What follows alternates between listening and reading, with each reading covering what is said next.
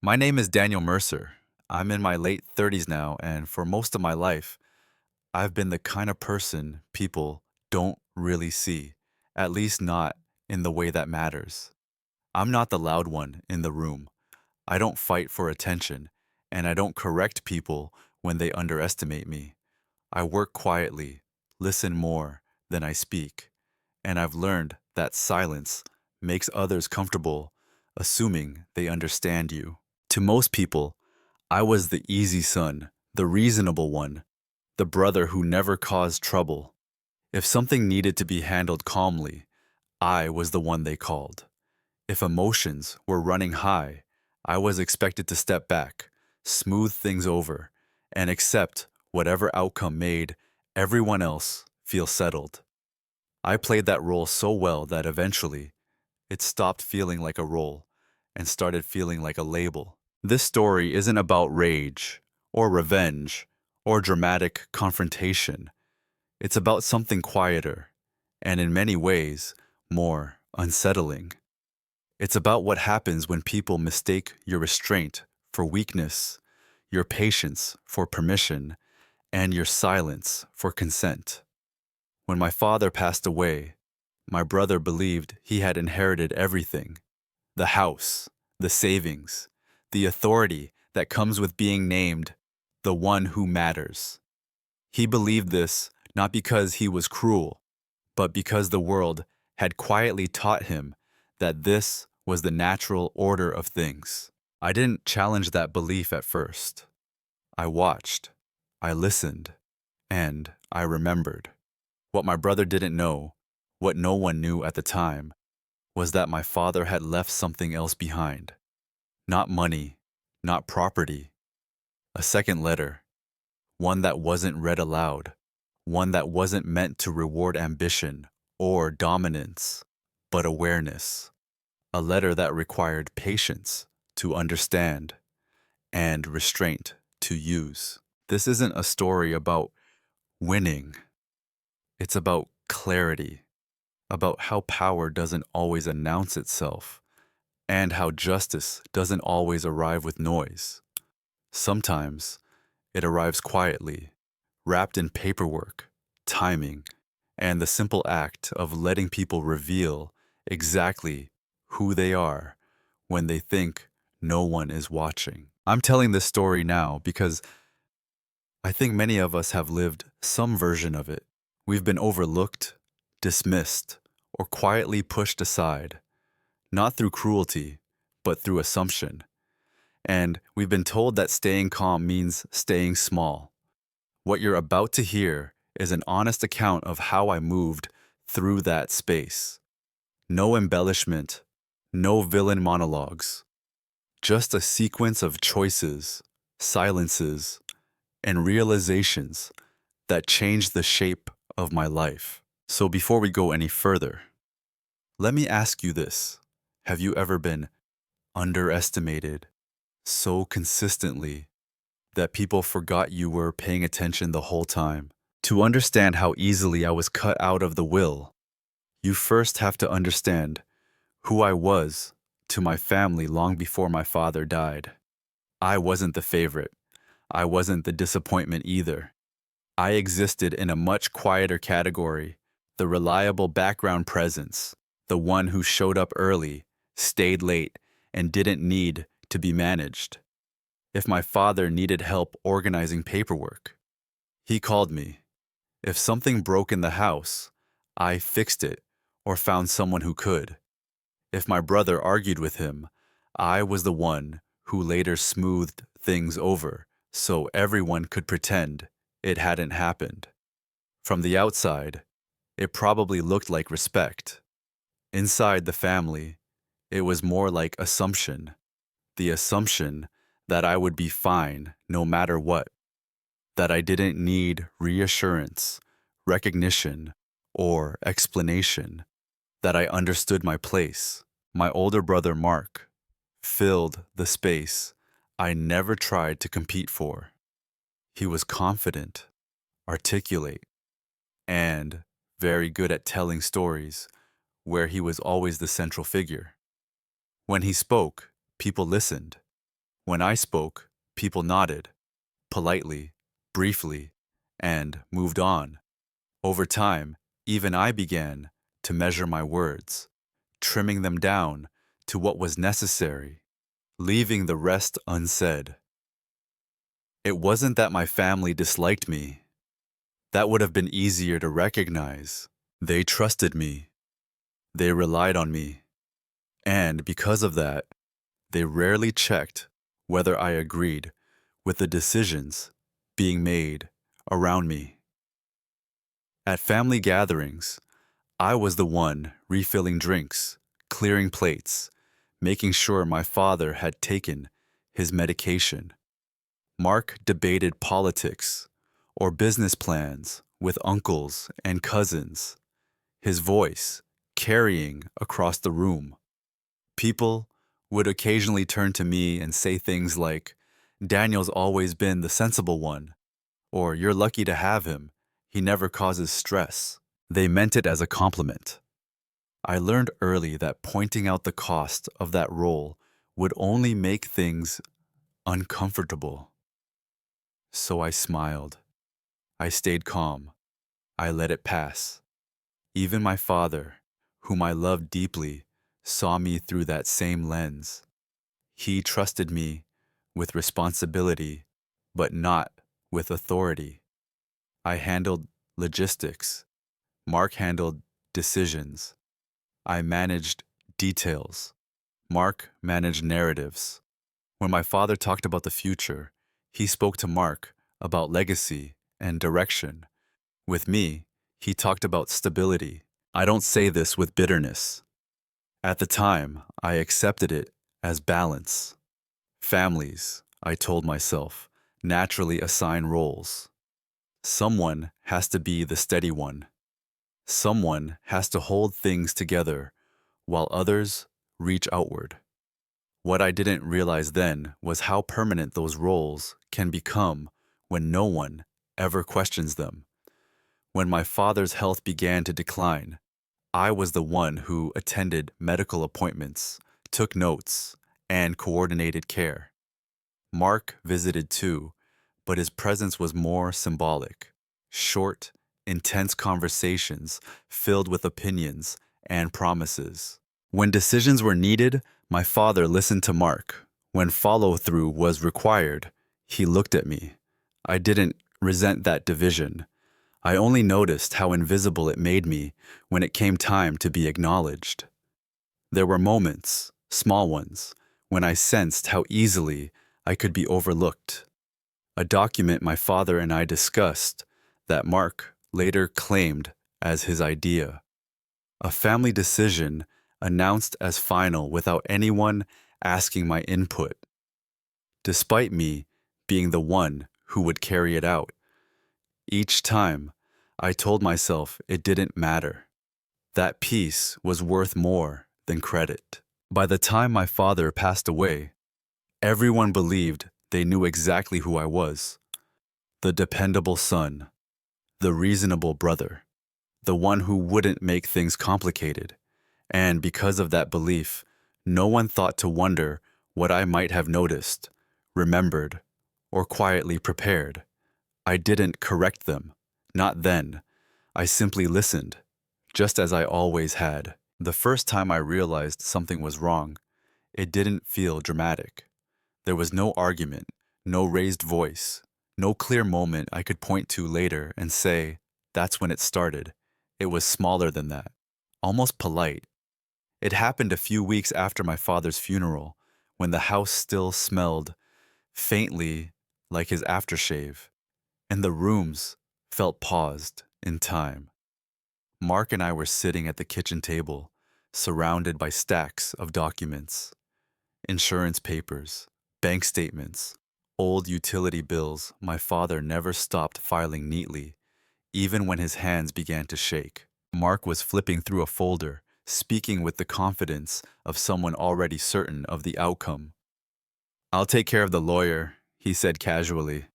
"No need for both of us to be involved. I'll keep you updated." It sounded reasonable, efficient even, and that's why it worked. I remember pausing for just a second, my fingers resting on the edge of the table. Not because I disagreed, but because something in his tone suggested the decision had already been made, without me. Okay, I said. That was the first small cut, not being excluded outright, just gently moved aside. In the days that followed, Mark took over communication with the attorney. He forwarded summaries instead of documents, conclusions instead of conversations. Each message ended with some version of everything straightforward or no issues here. No issues for whom, I wondered. At one point, I asked if I could be included in the next meeting. His reply came hours later. There's really no need, he wrote. Dad's will is clear, you'll see. That sentence stayed with me longer than it should have, you'll see, as if seeing was something he would allow me to do later, once everything had already been decided. Still, I didn't push. I told myself I was being sensitive.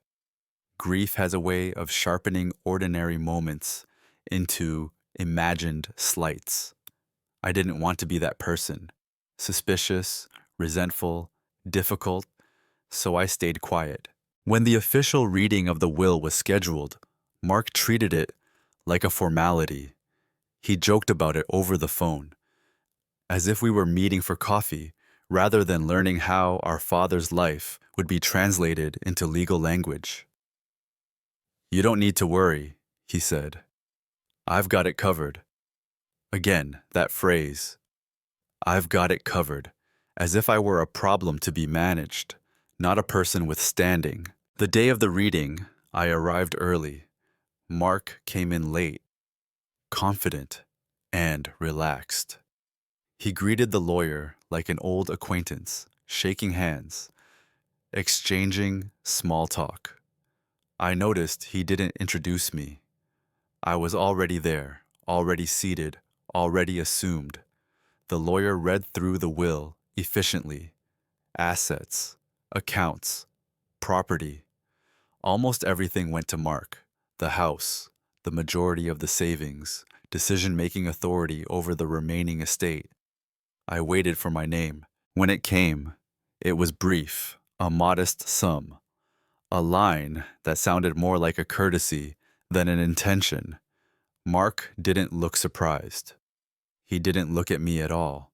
The lawyer asked if there were any questions. Mark shook his head. No, he said. This is what we expected. We. That was the second cut, deeper than the first. I didn't object. I didn't interrupt. I didn't demand clarification. Outwardly, I played the role everyone knew so well, the calm one, the reasonable one. But internally, something shifted. Not anger, not yet. Awareness. I remembered conversations my father and I had late at night, when he was tired and less guarded. Comments he made about fairness, about balance, about making sure things landed where they should. I remembered a day, years earlier, when he'd asked me to help him organize personal papers he didn't trust anyone else with. I remembered a sealed envelope he told me not to open then, but to remember. At the time, I thought it was just sentimentality. Sitting in that lawyer's office, listening to Mark thank him and stand up too quickly, I realized something important. People weren't just overlooking me. They were counting on me to stay overlooked. And for the first time, I didn't immediately decide to correct them.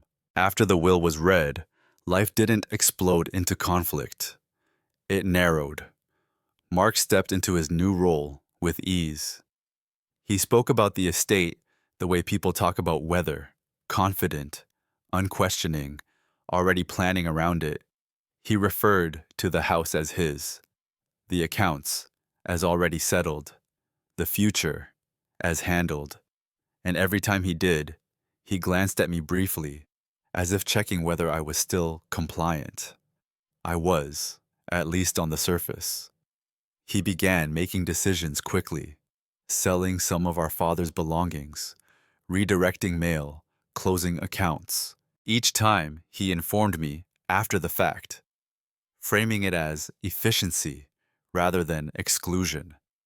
"I didn't want to bother you," he said once. "You've got your own life." That sentence landed softly, but it carried weight. It implied distance where there hadn't been any discussion. It suggested that my involvement was optional, convenient, but not necessary. I told myself it didn't matter. The big things were already decided, right? What difference would my opinion make now? This is how disrespect becomes normalized, not through cruelty, but through repetition that feels almost reasonable. Family members followed Mark's lead. They began contacting him directly with questions about the estate. Invitations came through him. Updates passed through him. When I was included, it was often as an afterthought. Someone would say, "Mark will handle it, right?" And then, turning to me, "You're okay with that, aren't you?" I always was. Or at least, I said I was. Inside, I started keeping track, not in a bitter way, more like a quiet inventory. Who spoke over me? Who assumed my agreement? Who used my silence as confirmation? I noticed how often people asked for my help, but not my opinion. How frequently my labor was welcome, but my presence was not required. There was comfort in staying quiet. Silence kept me from being labeled difficult. It preserved the image everyone had of me, and there was a strange safety in that image. It meant no one was watching closely. I began to understand how power operates when it doesn't need to defend itself. Mark never raised his voice. He never insulted me.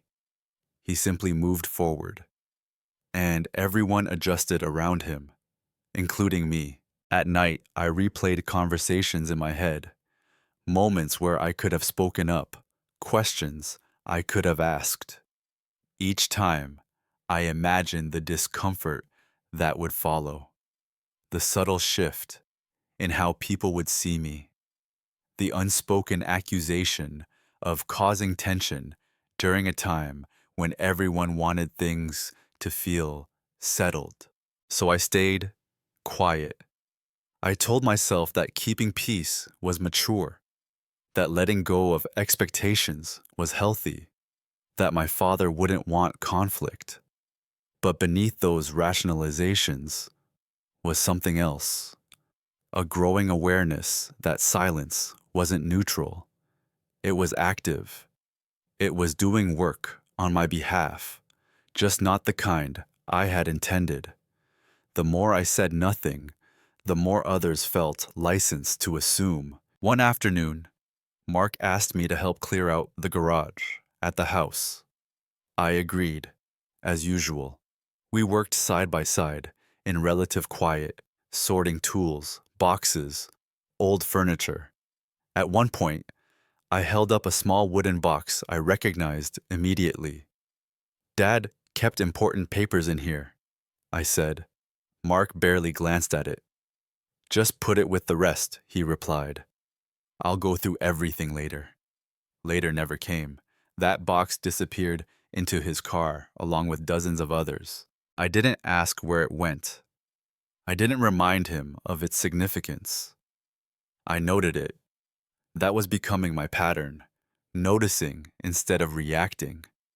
People often assume that staying quiet means you're unaware, that if you don't object, you must not care. The truth is more complicated. Silence can be a form of study, a way of understanding the full shape of a situation before deciding whether it's worth changing. I wasn't planning anything yet. I wasn't even certain there was something to plan.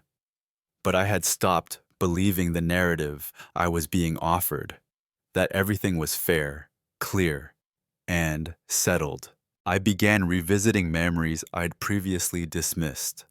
Small comments my father made, questions he asked me, but not Mark. The way he sometimes paused before saying, "You'll know what to do." At the time, I thought he meant in general. Now, I wasn't so sure. Still, I said nothing because once you speak, you reveal what you know, and I wasn't ready to do that yet. It took me longer than I'd like to admit to understand that what I was experiencing wasn't personal, it was structural. Families, like organizations, assign roles early. Once those roles prove useful, they become fixed. Mine was clear. I was the stabilizer, the one who absorbed friction so others didn't have to. I was useful precisely because I didn't demand space. Mark was the driver, the decision maker, the voice that represented the family outwardly. I was the infrastructure, necessary, unseen, and only noticed when something went wrong. Once I saw that pattern, I started noticing how consistently people interacted with me through it. When relatives asked about the estate, they didn't ask what I thought should happen. They asked whether I could help with logistics. Could I scan documents? Could I drop off keys? Could I make sure certain things were handled quietly? They trusted me with responsibility, not with authority. And I accepted those requests without protest. Part of me still believed that reliability would eventually be recognized, that fairness, like gravity, would assert itself if left alone long enough. But gravity doesn't work that way in families. The clearer my role became, the more predictable my interactions were. Mark would inform, I would comply. Others would assume, I would accommodate. No one checked in to ask how I felt about the will because everyone believed they already knew the answer. "He's fine," Mark told someone once, within earshot. "Daniel doesn't get hung up on stuff like that."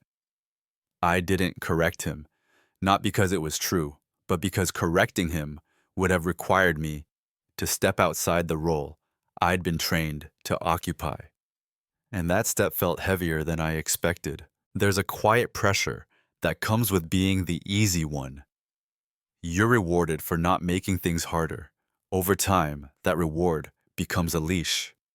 The moment you pull against it, people look at you as if you've violated an unspoken agreement.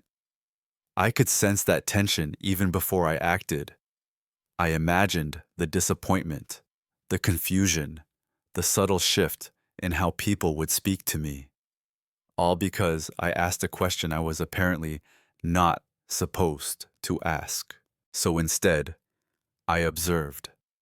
I watched how Mark spoke to professionals, confident, selective with information, always framing decisions as settled. I noticed how easily people deferred to him once he claimed ownership of the narrative. I noticed how rarely anyone asked to see documentation. Most of all, I noticed how my silence smoothed his path. That realization didn't make me angry. It made me careful. Because once you understand your assigned role, you can choose whether to continue performing it or whether to use it.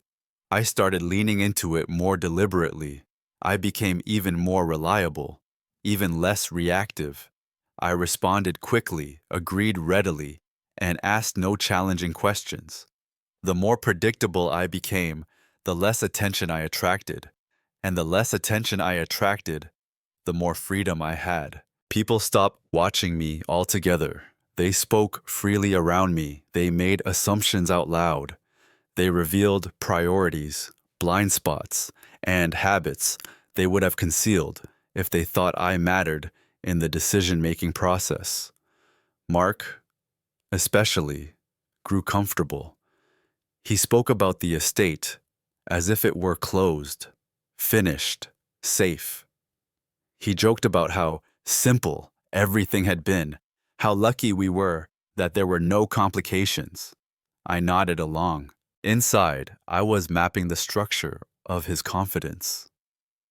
I thought about my father again, about how carefully he planned certain things, how much he valued preparation over performance, how often he warned me, quietly, that people show you who they are when they think the story is over.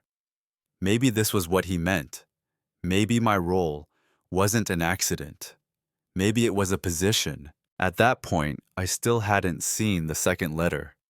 I didn't know exactly what leverage existed or whether it existed at all. But I understood something more important. I understood how easily people mistake invisibility for insignificance and how dangerous that mistake can be. So I stayed exactly where everyone expected me to be: reliable, useful, invisible. The shift didn't happen during an argument, or a revelation, or a moment of triumph. It happened on an ordinary afternoon in a place no one else thought was important anymore. I was alone in my apartment, sorting through a box of my father's things I'd brought home months earlier and never fully unpacked. It wasn't anything valuable: old notebooks, receipts, a few books with folded corners, items that had somehow escaped Mark's larger, more decisive cleanout. I wasn't looking for anything in particular. That's important. When you search with intent, you tend to see only what confirms your expectations.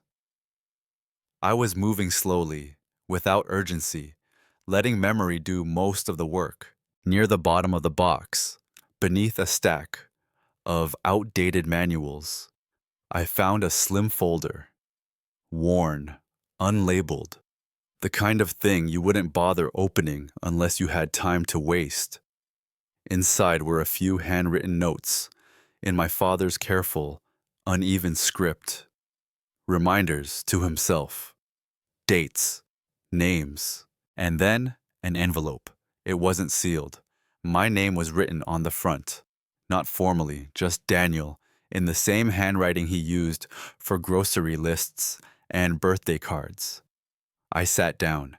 The letter inside was short. No legal language. No explanation of assets. Just a message written in the tone he used when he wanted me to really listen. He wrote that he knew things would look unbalanced at first, that people would move quickly once he was gone, that decisions would be made in rooms I might not be invited into. He wrote that this wasn't an oversight. He reminded me of a conversation we'd had years earlier about patience, not as endurance, but as positioning, about how timing changes the meaning of truth. And then he told me where to look next, not what I would find, just where. That was the moment something in me shifted, not emotionally, but structurally. Until then, I had been reacting, observing, yes, but still oriented around what others were doing. The letter turned my attention inward. It reframed my silence, not as avoidance, but as alignment. My father hadn't asked me to confront anyone. He hadn't asked me to correct the imbalance immediately. He had trusted me to recognize when understanding mattered more than urgency. I didn't feel vindicated. I didn't feel excited. I felt calm, the kind of calm that comes when confusion gives way to clarity. I followed his instructions carefully. Over the next few days, I revisited places and documents I'd seen before, but never scrutinized.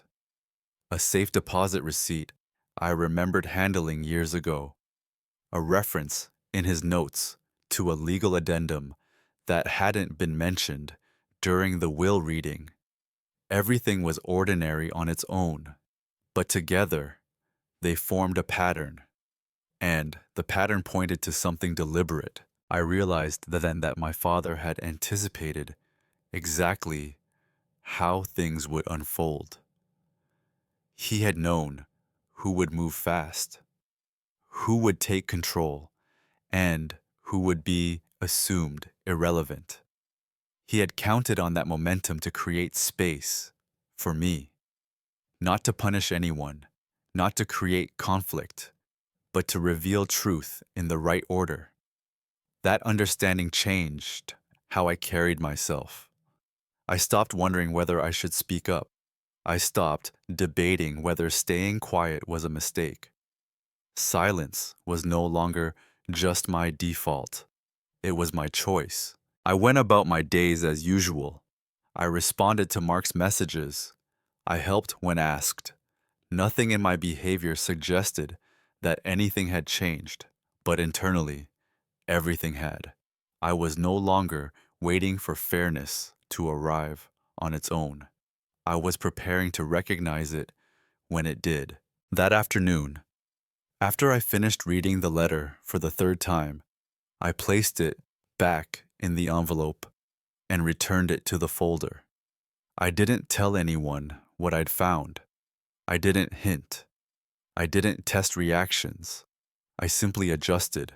Because once you understand the full shape of a situation, you don't rush to change it. You let it finish revealing itself. After that afternoon, my silence felt different. Before, it had been reactive, something I slipped into to avoid discomfort or conflict. Now, it was intentional, measured. I began to understand that speaking too early would only collapse the structure my father had quietly put in place. So I said less than ever. Mark interpreted this as relief. He seemed almost pleased by how smoothly everything was going. In his mind, the absence of resistance confirmed the story he'd already told himself, that I was fine, that everything had resolved exactly as it should. He began to speak more openly around me.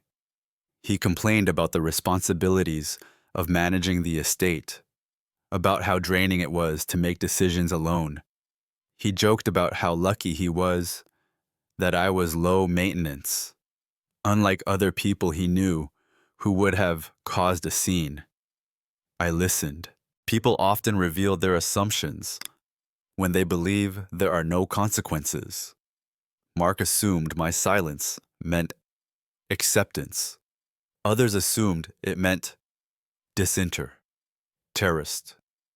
No one considered that it might mean observation. I noticed how often Mark postponed certain tasks, how he relied on informal assurances instead of formal confirmations, how he rarely double-checked anything once it aligned with what he already believed. He trusted momentum. I trusted documentation. When he forwarded summaries instead of full documents, I thanked him and filed the messages away. When he spoke about decisions already made, I nodded and asked logistical questions, never strategic ones. How do you want this filed? Where should I send that? Do you need a copy? Questions like those kept me in my assigned role while quietly expanding my understanding. Occasionally, someone would ask me privately if I was really okay with how things had turned out. I always answered honestly, but selectively. I'm fine, I said. And I was, because fine didn't mean finished. The more composed I appeared, the less people worried about me. They stopped monitoring my reactions. They stopped filtering what they said in front of me. Mark especially began planning as if the future were already secured. He talked about renovations to the house, about consolidating accounts, about simplifying things by streamlining paperwork. Each time I asked myself the same question my father had taught me to ask: who benefits from this assumption? And the answer was always the same: Mark benefited from speed, from closure, from believing there was nothing left to discover. I benefited from patience. I scheduled my own quiet appointment with a different attorney, not to challenge the will, but to understand it. I didn't mention Mark. I didn't mention conflict. I brought documents. I asked neutral questions. What does this clause allow? When does this become active? What happens if a referenced document isn't presented at the same time? The attorney answered calmly, without suspicion. To him, I was just someone seeking clarity, and clarity is rarely threatening. Each answer confirmed what I had begun to suspect, that the story Mark was telling himself depended on something remaining unseen. I didn't act on that information, not yet, because leverage only exists when others believe you don't have it. Mark mistook my composure for closure. He mistook my cooperation for compliance. He mistook my silence for weakness. I let him. There is a particular kind of power in allowing someone to underestimate you, not out of fear, but out of choice. It requires discipline. It requires trust in your own timing.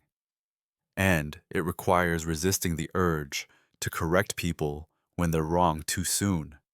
My father had understood that. Now, so did I. So I stayed quiet.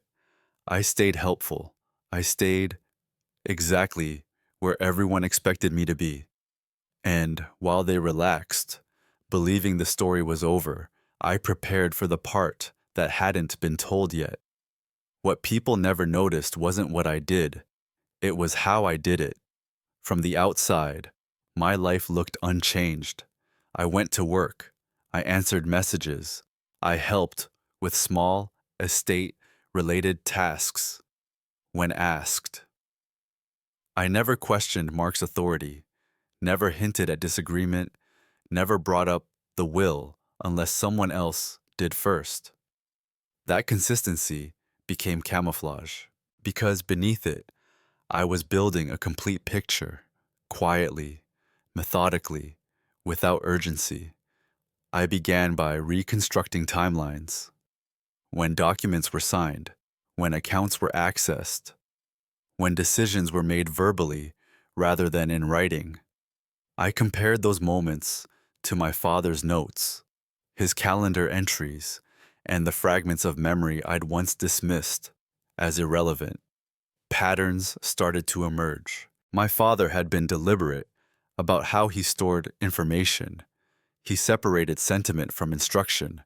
Anything emotional was easy to find. Anything important required patience. He believed that people who rushed rarely noticed what didn't announce itself.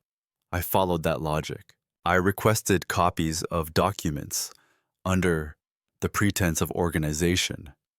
I scanned and archived everything digitally, labeling files with neutral names that wouldn't draw attention if someone happened to glance at my folders. I kept backups in more than one place. None of this felt dramatic. It felt like maintenance. I also paid attention to conversations, not just what was said, but what was assumed.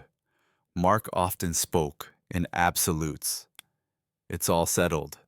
There's nothing else. The lawyer said it straightforward. Those statements weren't supported by evidence. They were supported by confidence. Confidence, I noticed, was doing most of the work. When professionals deferred to him, it was because he spoke first and spoke decisively. When family members agreed, it was because disagreement felt unnecessary. I didn't challenge any of that. I simply noted where certainty replaced verification. One evening, while helping Mark move some remaining boxes out of the house, I came across another folder I recognized from years earlier.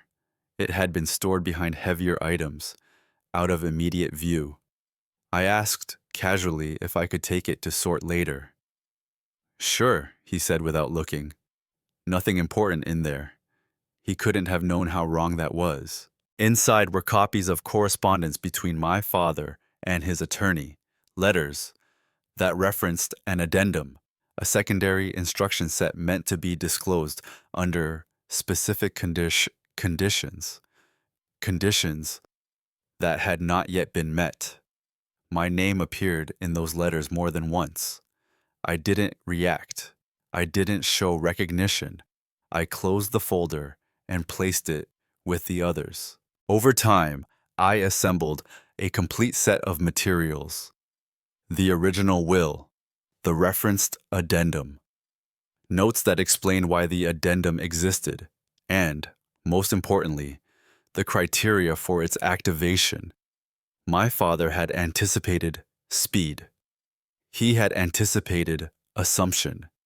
He had anticipated exactly who would move forward without asking whether anything had been left behind. And he had designed something that only revealed itself to someone willing to move slowly. I began positioning myself accordingly. I adjusted my schedule so I could respond promptly when needed, reinforcing the image of availability. I maintained my calm demeanor in every interaction. I never hinted at knowledge beyond what others believed I had. At the same time, I prepared for the moment when silence would no longer serve. That meant understanding not just what I had, but how it would be received, who needed to see it, in what order, and under what circumstances. This wasn't about surprise. It was about sequence. I consulted another professional, this time very carefully. I presented the documents as hypothetical. I asked about process, not outcome. What happens if this exists? When would this be introduced? Who is obligated to respond? The answers were precise. Once certain conditions were met, the addendum wasn't optional. It wasn't symbolic. It was binding. And those conditions were already unfolding. Still, I waited, because the most important part of preparation isn't gathering leverage. It's allowing others to fully commit to the version of reality they believe in. Mark continued acting as if everything were finalized. He made plans. He spoke confidently. He closed doors he believed would never need to be reopened. And with every decision he made, under that assumption, the ground beneath him became less stable. He just didn't know it yet. Neither did anyone else. And that was exactly the point. The moment everything became clear wasn't dramatic. There was no rush of adrenaline, no sense of triumph. If anything, it felt like the final piece of a puzzle settling into place, quietly, with a soft, internal click. I was sitting alone at my desk late one evening, reviewing the documents one more time. Not because I doubted them, but because I needed to be certain I understood them without interpretation, without hope, without emotion. The second letter, my father's letter, had pointed me toward the addendum. The addendum pointed me toward authority. And authority, I realized, didn't require confrontation. It required presentation. What my father had done was subtle.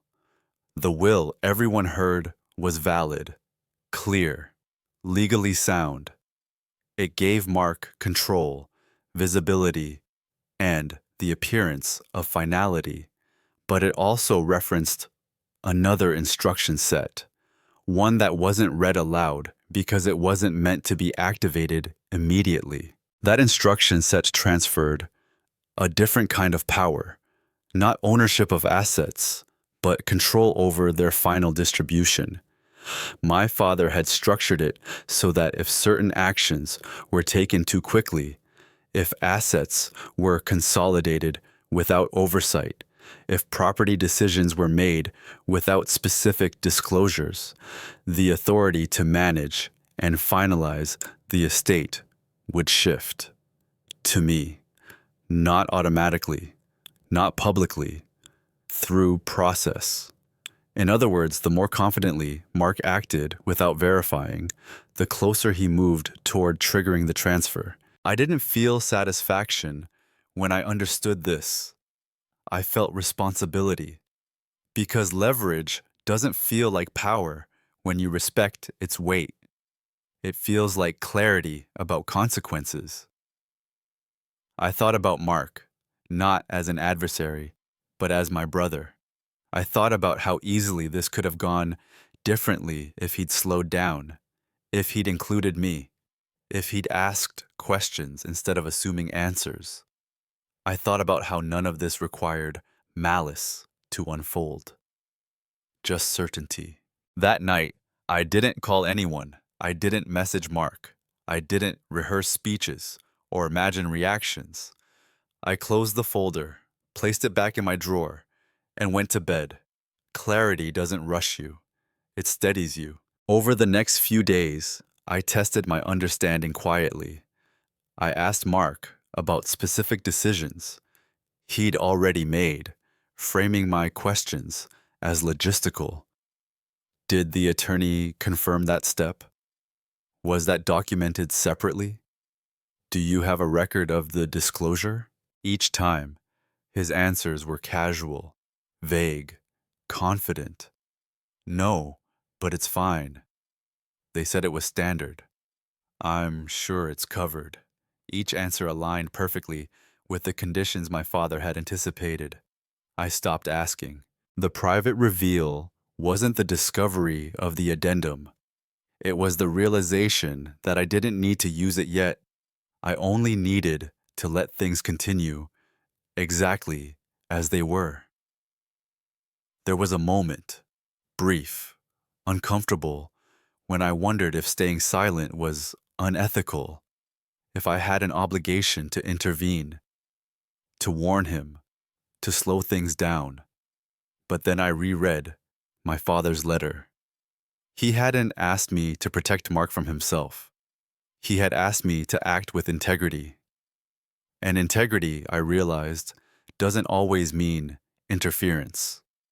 Sometimes it means allowing people to be accountable for the choices they make when they believe no one is watching. Mark wasn't breaking the law. He wasn't stealing. He was simply moving too fast, guided by assumptions that favored him, and assumptions have consequences. I prepared the final pieces, quietly. I organized the documents in the order they would need to be presented. I confirmed dates. I confirmed thresholds. I made sure that when the time came, nothing would appear reactive or emotional. Everything would look exactly as it was. Factual, procedural, unavoidable. I didn't tell anyone what I had discovered. Not friends, not family, not even the professionals who would eventually be involved. Because once you speak, you collapse the timeline. And my father had been very clear about timing. When I finished preparing, I placed the folder back in its drawer and locked it. I sat there for a moment longer than necessary, not feeling victorious, but grounded. The story everyone else believed in was still playing out. Mine was already complete. All that remained was to let the two meet. There's a moment in every quiet conflict where preparation ends and choice begins. I reached mine without ceremony. Up until then, everything I'd done could still be undone. I could have spoken to Mark privately. I could have suggested slowing down. I could have shared what I'd found and tried to rebalance things gently, without consequence. Those options were still available, but I didn't choose them.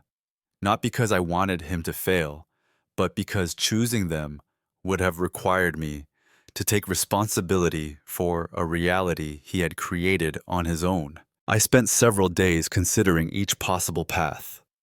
I didn't rush that process. I laid out the outcomes the way my father had taught me to. without assigning emotion to them. If I warned Mark, he would stop. He would correct the procedural errors. The addendum would remain dormant. On paper, things would stay as they were. But something else would change. He would know I had been watching. He would know I had leverage. And the relationship would shift into something cautious, guarded, transactional. If I confronted him publicly, it would look reactive, defensive, emotional, everything I wasn't, and everything people already assumed I'd become if I made things difficult. That path would undermine the very clarity my father had designed. The final option, the one I hadn't allowed myself to consider until then, was to do nothing, to let events complete themselves, to allow the structure already in motion to reach its conclusion. That option wasn't passive. It was irreversible. Once the addendum was triggered, authority would shift. Not because I demanded it, but because the process required it. There would be no argument to win, no explanation to defend, just consequence. I asked myself the hardest question that night. Am I choosing this because it's right or because it's quiet? The answer surprised me. I wasn't choosing silence to avoid discomfort anymore. I was choosing sequence. I was choosing to honor the framework my father had built, one that rewarded patience, not dominance. I thought about all the times I'd been included only after decisions were made, all the moments my agreement had been assumed, all the ways my silence had been used as confirmation. This wasn't retaliation, it was recognition. The decision became clear the moment I stopped viewing myself as someone reacting to injustice and started seeing myself as someone completing a process. The next step was simple. I scheduled a formal consultation, not with Mark's attorney, but with the estate office listed in the addendum. I didn't mention my brother. I didn't frame it as a dispute. I presented the documents and asked one question. Has this condition been met? The answer came after a brief review. Yes. That was it. No fanfare, no warning, no opportunity to revise history. I felt something then, not triumph, not relief, but resolve. Because once that answer was given, there was no returning to the version of events Mark believed in. The estate would be reevaluated, authority would be reassigned, notifications would be issued, not by me, by the system my father had put in place. I didn't rush home afterward. I walked, slowly, letting the finality settle. This was the point of no return, not because something explosive was about to happen, but because nothing could be smoothed over anymore. People often imagine power as a moment, a confrontation, a declaration. In reality, power often arrives as confirmation. Yes, one word, enough to change everything. I didn't tell Mark what I'd done. I didn't hint. I didn't prepare explanations. Because explanations invite debate. And this wasn't a debate. It was the natural end of a process that had begun the moment everyone assumed the story was already over. After the decision point, everything I did looked exactly the same from the outside. That was the most important part. I didn't change my tone. I didn't increase my presence. I didn't suddenly become more assertive or visible. If anything, I became even more consistent, more reliable, more agreeable, more forgettable. Silence, at this stage, wasn't avoidance. It was insulation. The estate office began its process quietly. There were no dramatic letters sent to the family, no urgent phone calls, just routine requests for verification, confirmations of prior actions, and internal reviews triggered by the conditions my father had specified. Mark received a few of those requests and dismissed them as administrative noise. "They always do this," he said casually when he mentioned it to me. "Just bureaucracy catching up." I nodded. I knew better. Each request was a thread being pulled. Each confirmation was a step toward formal reassignment. And because everything followed procedure, nothing raised alarms. That's the thing about systems. They move slowly enough to be ignored, and steadily enough to be unstoppable. I continued helping when asked. I forwarded documents. I answered questions. I made sure nothing I did suggested anticipation. At the same time, I responded promptly to the estate office's inquiries. I provided exactly what was requested. No commentary, no framing, just information. This balance mattered. Had I appeared eager, it might have invited scrutiny. Had I appeared distant, it might have raised suspicion. Instead, I remained neutral, a participant, not a driver. Mark, meanwhile, began encountering small delays, appointments postponed, approvals taking longer than expected. Nothing he could point to, nothing he could confront, just friction. He complained to me once about how inefficient things had suddenly become. "It's like they're rechecking everything," he said. "We already went through all this." I responded honestly. "Maybe they're just being thorough." He laughed. "Yeah, overkill." I didn't correct him. Behind the scenes, the reassignment process continued. Authority was being reviewed, not revoked. That distinction mattered. It meant no one was accusing Mark of wrongdoing. They were simply determining whether the current structure aligned with the instructions on record. And it didn't. I received a formal notice by email, brief, precise, unemotional. It acknowledged my role under the addendum and outlined the next steps. No congratulations, no commentary, just sequence. I saved it. I didn't forward it. I didn't respond immediately. Timing, my father had written, changes the meaning of truth. I waited. When I finally acknowledged the notice, I did so with the same tone I'd used for everything else: professional, minimal, cooperative. I confirmed availability. I asked what documentation would be required. The reply was equally restrained. I was now part of a process no one else realized was happening. Mark continued acting as if the estate were firmly in his control. He made plans that depended on authority he no longer fully held. He spoke with confidence that wasn't being supported by the system anymore. But confidence is loud. Process is quiet.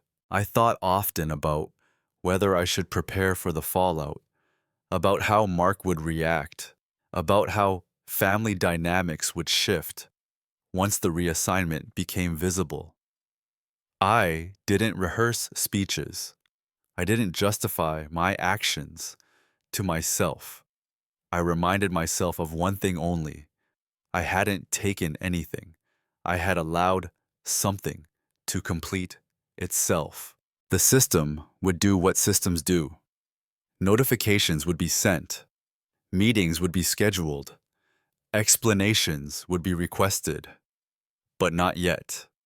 For now, everything still looked the same, and that was exactly how it needed to be. The first signs didn't arrive as announcements. They arrived as confusion. Mark noticed it before anyone else, though at first, he didn't name it that way.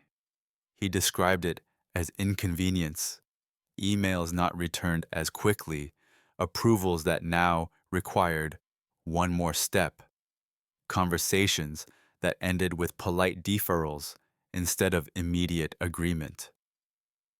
"They're being cautious, all of a sudden," he told me one evening. "It's like no one wants to sign off on anything." I listened carefully, not because I needed the information, but because I wanted to understand how the shift felt from the other side. He wasn't angry yet. He was irritated, confident that the delay was temporary, certain that authority, once granted, couldn't really be questioned. That certainty was the first thing to go. He scheduled a meeting with the attorney to clear things up. When he came back from it, his tone had changed, not dramatically, but noticeably. "They're reviewing some old documents," he said. "Routine stuff." Routine. That word again. Always used when something feels uncomfortable, but not yet threatening. Family members started asking small questions too. "Did something change with the house? I heard there was a delay with the account transfer. Is everything okay?" Mark answered them smoothly. He was good at that. He reassured. He reframed. He moved on. What he didn't do was ask me anything. That was telling. In his mind, I still occupied the same position, helpful, neutral, uninvolved in decisions. The idea that I might be connected to the delays didn't occur to him, not because it was impossible, but because it contradicted the story he'd lived in for years. Meanwhile, I began receiving inquiries of my own. They weren't dramatic either. They were procedural, requests for confirmation, invitations to meetings framed as for alignment, language that suggested inclusion without urgency. I responded calmly, consistently. I didn't volunteer information. I answered what was asked. With every interaction, the structure shifted a little more. Mark began feeling the consequences before he understood their source. He found himself needing approval where he'd once assumed it. He discovered that certain decisions were no longer his to make unilaterally. He encountered limits that hadn't existed before, or rather, limits he hadn't noticed. The loss wasn't sudden, it was gradual, and that made it harder to argue against. There was no single moment he could point to and say, "This was taken from me." Only a series of moments where something he expected didn't happen. One afternoon, he called me unexpectedly. "Have you heard anything?" he asked. "About what?" I said. He hesitated, just a fraction of a second. "About all this," he replied. "The delays." I chose my words carefully, not to mislead, but to stay aligned with the truth as it existed. "I have been asked a few procedural questions," I said. "Nothing unusual." That was accurate. He exhaled, sounding relieved. "Good. I thought maybe I'd missed something." I didn't reassure him further, because reassurance would have been interference. As the weeks passed, the estate office began formalizing changes. Language shifted from current authority to pending review. Meetings included more participants. Documentation became more thorough. Mark began to feel watched, not accused, just observed. And observation, when you're used to operating unchecked, feels like loss. Family members sense the tension without understanding it. Conversations became cautious. Plans were postponed. Assumptions were quietly withdrawn. No one blamed anyone. They simply felt something was no longer solid. That's how consequence often works, not as punishment, but as uncertainty. I remained calm throughout, not performatively calm, genuinely so. because I wasn't watching something fall apart. I was watching something realign. The story Mark believed in was losing coherence, not because it was attacked, but because it couldn't sustain itself without the assumptions it depended on. And assumptions, once questioned by process, rarely survive. Still, nothing had been revealed. Not yet.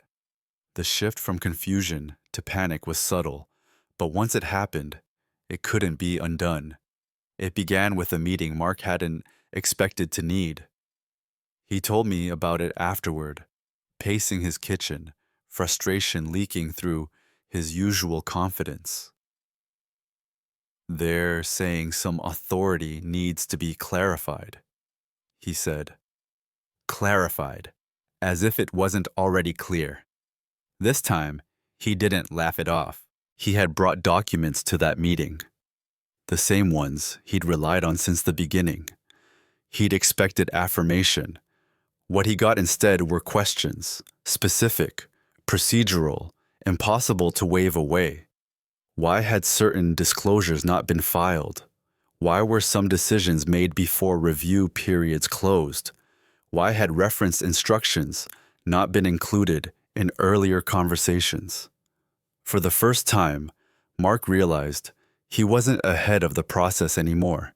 He was behind it. He started reaching out to the attorney, to the estate office, to anyone who could restore the sense of control he'd grown accustomed to. Responses came slower now, more carefully worded, less reassuring. "They keep saying they'll get back to me," he said, irritation edged with something else. That never used to happen.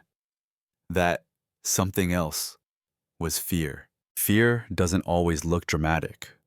Sometimes it looks like urgency, disguised as diligence, like suddenly wanting to double-check things that were dismissed before. Mark began reviewing documents more closely, asking for copies, requesting explanations. But by then, the process had moved beyond individual reassurance. Authority was no longer something he could assert. It was something being assessed. At one point, he asked me directly, really directly, for the first time in months. "Did Dad ever mention anything unusual to you?" he asked. The question hung between us. I didn't answer immediately, not to be dramatic, but because I wanted to be precise. "He mentioned that things would take time," I said, "and that patience mattered. That was all. It wasn't a lie. It wasn't a revelation. It was simply incomplete." Mark frowned, as if trying to read between lines that no longer aligned. He nodded slowly, then changed the subject. But the question marked a turning point. He knew something existed now. He just didn't know what, or where, or how to reach it. By the time he understood that control wasn't returning, he was already too late to stop the process. The addendum had been formally acknowledged. Review had transitioned into implementation. Meetings were being scheduled with new participants, me included. Still, nothing had been announced. That was the cruelest part, I think. Not the loss of authority, but the uncertainty of it, the inability to pinpoint when things had shifted or how to reverse them. Mark began to talk about fixing things, about how he might have moved too fast, about how maybe he should have slowed down. Those reflections came without accusation, without blame. They came because regret had finally caught up to him. I listened, not with satisfaction, with clarity, because regret doesn't change process. It only reframes memory. The family sensed it too. Conversations grew tentative. Plans were delayed indefinitely. People stopped assuming outcomes and started asking questions. And still, no one asked me what I knew. The idea that I might be central to what was happening hadn't fully formed in anyone's mind yet. It contradicted too many years of expectation. When the formal notification was finally prepared, when the reassignment of authority was ready to be disclosed, it felt almost anticlimactic. Everything that could have been done to prevent it had already been missed. There would be no opportunity to revise actions retroactively, no way to fix the past by wishing it had unfolded differently. The system doesn't respond to regret, it responds to record. And the record was complete. The confrontation, when it finally came, didn't feel like a confrontation at all. There was no shouting, no raised voices, no accusations thrown across a room. It happened in a small conference office with neutral walls and a long table that felt deliberately impersonal, the kind of place designed to keep emotions from echoing. Mark sat across from me, tense but composed. This was the first time in weeks that we'd been in the same room without distraction. No phones, no side conversations, just the two of us and a representative from the estate office. The representative spoke first, calm, precise, procedural. They explained that a secondary instruction set, an addendum referenced in the original will, had been formally reviewed and activated. That authority over the estate's final administration had shifted, that certain decisions would now require my involvement. They did not say because. They did not say fault. They did not say mistake. They said conditions were met. Mark listened without interrupting. I could see him trying to place the moment, to locate the exact decision where things had gone wrong. His jaw tightened, but he didn't argue. There was nothing to argue with. When the representative finished, the room went quiet. Mark finally turned to me. "You knew," he said, not angrily, not accusingly, just stating a conclusion he had reached too late. "I knew there was more," I replied. "Yes," he nodded slowly. "Why didn't you say anything?" I had expected that question. I had rehearsed several answers in my head over the past weeks. In the end, I chose the simplest one. "Because no one asked," I said. The words hung in the air, not sharp, not defensive, just factual. He leaned back in his chair, staring at the ceiling for a moment. When he spoke again, his voice was quieter. "I thought you were fine with everything." "I was fine," I said. "I just wasn't finished." That was the closest I came to asserting anything. There was no need to explain the past, no inventory of slights, no emotional accounting. Everything that needed to be known was already documented. Mark exhaled, slowly. "I moved too fast," he said. "Yes," I replied. "I didn't soften it. I didn't harden it either." He looked at me then, not with anger, but with something closer to recognition, as if he were seeing me clearly for the first time, and realizing how long he hadn't. "I never thought you'd do this," he said. "I didn't do anything," I said. "I let things happen." The estate representative cleared their throat gently and outlined the next steps. Meetings, reviews, shared authority, process. Mark nodded, mechanically. When the meeting ended, we walked out together. The hallway was quiet. No dramatic pauses, no final words. At the door, Mark stopped. "I didn't mean to cut you out," he said. I believed him. "I know," I replied. That was all. No forgiveness spoken, no apology demanded, just acknowledgement. Sometimes justice doesn't feel like balance being restored. It feels like noise being removed. And as we went our separate ways, that's what I felt. Silence, not emptiness, resolution. After everything settled, after the meetings, the reviews, the adjustments, I expected to feel something dramatic. Relief, vindication, maybe even grief resurfacing in a new form. Instead, what I felt was steadiness, the kind that comes when you're no longer bracing yourself. My role in the family changed, but not in the way people might imagine. I didn't become dominant. I didn't start asserting myself loudly or correcting others out of habit.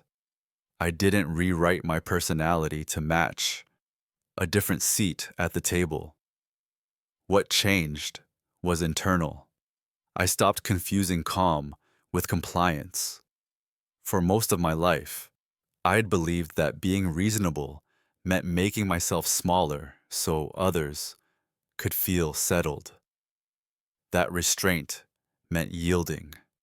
That patience meant waiting to be noticed. Now I understood the difference. Patience isn't passive, it's selective. Calm isn't surrender, it's control. Silence isn't absence, it's positioning. I still speak less than most people. I still listen more than I talk. But I no longer disappear inside those traits. When I choose silence now, it's because it serves clarity, not because I'm afraid of disrupting comfort. Mark and I interact differently these days. There's more caution, yes, but there's also more respect. Not performative respect, practical respect. He checks in. He asks instead of assuming. He listens when I speak, not because he fears me, because he recognizes me. That shift didn't require confrontation. It required consistency. Within the family, things found a new equilibrium. Decisions slowed. Processes became more transparent. People learned, quietly, that fairness isn't always immediate, but it is cumulative. No one apologized publicly. No one needed to. This wasn't about moral victory. It was about alignment. In my own life, the change showed up in smaller ways. I began setting boundaries earlier, without explanation. I asked questions without softening them unnecessarily. I declined things I didn't want to carry, not because I couldn't, but because I didn't have to. And nothing collapsed. That was the revelation I wish I'd had earlier. The world doesn't fall apart when you stop holding everything together by yourself. I think about my father often, about how carefully he understood people, how he trusted me, not because I was quiet, but because I was observant, because he knew I wouldn't confuse urgency with importance. He didn't leave me power. He left me timing, and that's a gift you only understand after you've needed it.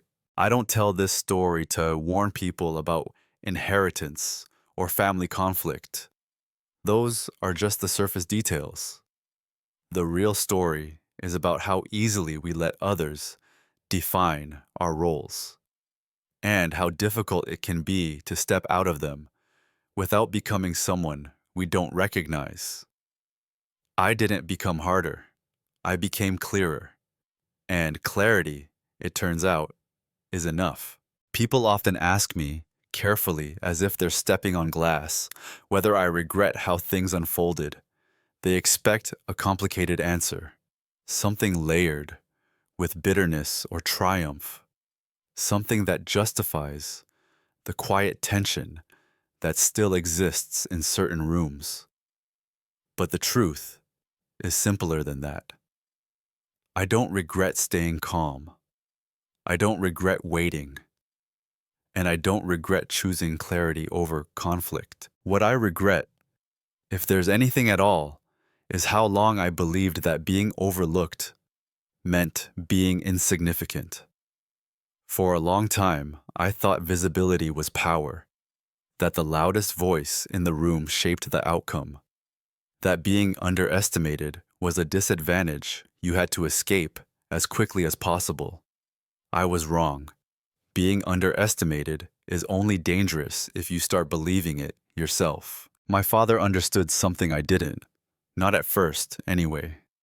He knew that character reveals itself over time, not in declarations, that the people who rush to claim control are rarely the ones best suited to hold it. He also knew that fairness doesn't always announce itself. Sometimes it arrives folded into a letter. Sometimes it waits in a drawer. Sometimes it requires patience, not as endurance, but as discernment. This story isn't about a brother who made a mistake. Mark didn't wake up one day intending to erase me. He simply followed the pattern he'd always known, one where confidence was rewarded quickly and quiet presence was mistaken for absence. That pattern exists everywhere.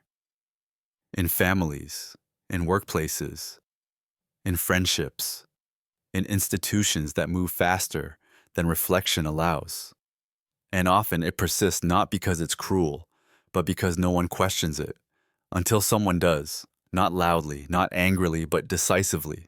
The most important thing I learned through all of this is that justice doesn't require spectacle. It doesn't need humiliation or revenge to feel complete.